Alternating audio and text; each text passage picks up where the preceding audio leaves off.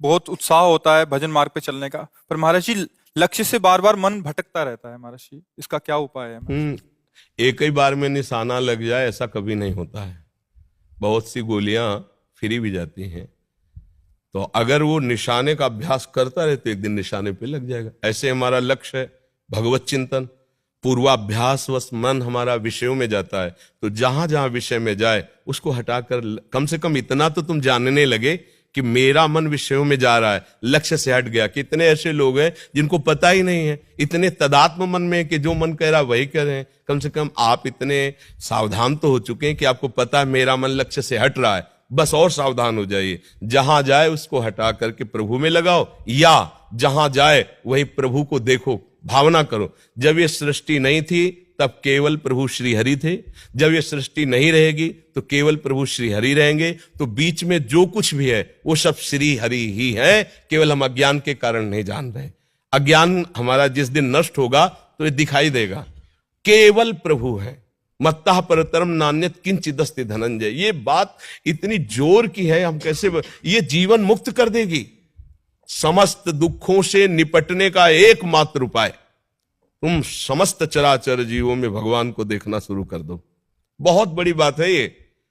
हमारा क्रोध, हमारा काम, हमारा लोभ, हमारा मोह, मद मत्सर कुछ नहीं बिगाड़ सकता, क्योंकि हम जहां देखेंगे अपने प्रीतम तो उनसे काम भावना होगी क्या, उन पर गुस्सा, अपने प्यारे से गुस्सा होगी क्या, प्यारे के रूप, प्यारे के नाम, प्यारे की लीला से बढ़कर कोई लाभ होगा क्या। तो जहां जहां मन जाए वहां से हटा करके अपने प्रभु में लगाओ, या जहां जहां मन जाए वहीं प्रभु की भावना करो, ठीक हो जाएगा। और उबना नहीं चाहिए। बहुत जन्मों का अभ्यासी मन संसार में जाएगा, पर उसको हम अगर 1% भी लगा पा रहे हैं तो हम उस पर जीत प्राप्त कर लेंगे। 99% हारे हुए हैं, 1% लगने लगा तो करोड़ों अरबों जन्म का अभ्यासी मन हम 1% संभाल पाए, अब हमें कोई दिक्कत की बात नहीं। अब 99% हम जीत जाएंगे, क्योंकि हमने जीत की तरफ कदम रख दिया है। हम पकड़ रहे हैं कि हमारा मन विषयों में जा रहा है। घबराना मत, नाम जप और बढ़ाओ, बस गंदा भोजन नहीं, गंदा नशा नहीं, गंदे लोगों का संग नहीं, तो फिर आप मन पर विजय प्राप्त कर सकते नहीं। है बहुत बली, उपदेश भले का चाहे जैसे करे, पर ये मन के अनुसार ही चलना होगा। और जो कोई इस मन को चेला बना लिया वही महात्मा बन गया, वही असली भगवान का प्यारा हुआ, जिसने मन को बस मन मार्या तन वश में कीन्हा, हुआ भरम सब दूर, बाहर से कछ दिखत नाई अंदर चमके नूर। आपो त्याग जगत में बैठे नहीं किसी से काम, उनमें तो कछु अंतर नहीं संत कहो चाहे राम।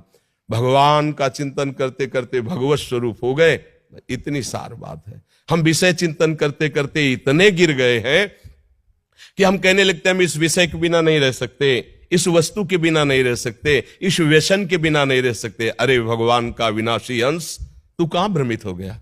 छोटी छोटी विषय वृत्तियों में, छोटी छोटी कामनाओं में भ्रमित होकर हम कहां पहुंच गए। इसलिए घबराने की जरूरत नहीं। नियम पूर्वक भजन करो, निष्ठा पूर्वक भजन करो, और मन पर दृष्टि रखो, और जो आपको प्रेरणा करे उसे शास्त्र से मिलाओ। ठीक है कि नहीं? अगर गलत है तो उसके विरोध में हो जाओ, ठीक है तो आप चल दो, कोई परेशानी नहीं।